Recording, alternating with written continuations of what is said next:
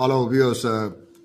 FMCG stock like Colgate, Nestle, Unilever, ITC ഇതുമാതിരിയുള്ള stocks ആണ് ഇന്ന് നന്നായി പെർഫോം ചെയ്തത്. കോൾഗേറ്റ് ഞാൻ മുന്നും മെൻഷൻ ചെയ്തിരുന്നു, 2500 എത്തി കോൾഗേറ്റ് ഇപ്പം. സോ വേറൊരു കാര്യം നമുക്ക് പറയാനുള്ളതെന്ന് വെച്ചാൽ യുണൈറ്റഡ് സ്റ്റേറ്റ്സ് പണ്ട് കാലത്ത് ലോക രാജ്യങ്ങളെ നയിച്ചുകൊണ്ടിരുന്ന ഒരു ക്രെഡിബിൾ ലീഡറായിരുന്നു. പക്ഷേ ഇന്ന് United States has become a disruptive ഫോഴ്സായി മാറിക്കൊണ്ടിരിക്കും. അതെന്ന് വെച്ചാൽ ട്രംപ് എന്ന് വെച്ചാൽ ഈ ഒരു ബ്രാൻഡായിരുന്നു. ഈവൻ ബിഫോർ അമേരിക്കൻ ഇലക്ഷനിൽ മത്സരിക്കുമ്പോൾ ട്രംപ് ഒരു ബ്രാൻഡ് തന്നെ ആയിരുന്നു. സോ ട്രംപിൻ്റെ ഈ ബ്രാൻഡ് കൺസോളിഡേഷനും പിന്നെ അയാൾ പ്രസിഡൻ്റായി വന്നതും സോ അയാളെ പ്രധാന ഒരു സക്സസ് ആയത് കാരണം വെച്ചാൽ ഈ വാസ് കൺസർവേറ്റീവ് ആയിരുന്നു, വളരെ കൺസർവേറ്റിസം ഉള്ളൊരു മനുഷ്യനായിരുന്നു.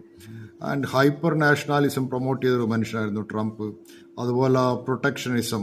സോ അതാണ് ഇപ്പോൾ അവർ പറയുന്നത് make America great again.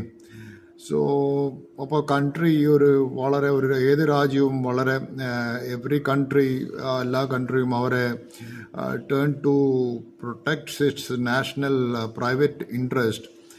The world public interest went down the drain എന്നാണ് പറഞ്ഞത്. സോ ഇപ്പം ഈ ചൈനയുടെ പെട്ടെന്നുള്ള കുതിച്ചുചാട്ടവും അവരെ ഡൈനാമിക്സ് ഇൻ വേൾഡ് എക്കണോമി, അതിന് ചൈനയ്ക്കൊരു വലിയൊരു relatively competitive position in different കൺട്രീസിലും ഇൻ്റർനാഷണൽ ട്രേഡിലും ചൈനയ്ക്ക് അതുണ്ട്. പക്ഷേ ചൈനയും അമേരിക്കയും തമ്മിലുള്ള ഒരു പ്രശ്നം എന്ന് വെച്ചാൽ ചൈനേൻ്റെ ഒരു കറൻസി റെൻ മിനിബി എന്ന് പറയുന്നത് അതൊരു ഇൻ്റർനാഷണൽ കറൻസി, അത് തികച്ചും ഒരു ഇമ്മാച്യൂർ സ്റ്റേറ്റിലാണ്.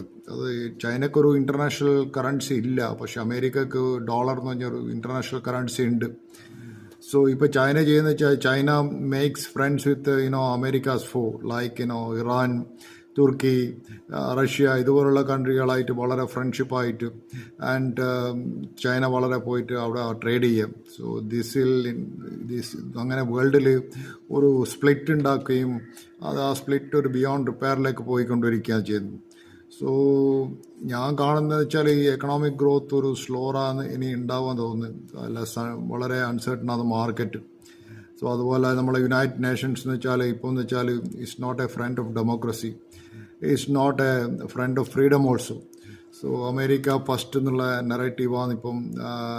അതൊരു അമേരിക്കയെ തന്നെ ഒരു എക്കണോമിക് ആൻഡ് മോണിറ്ററി സിസ്റ്റത്തിൽ വളരെ ഇമ്പാക്റ്റ് ഉണ്ടാക്കുന്നതാണ്.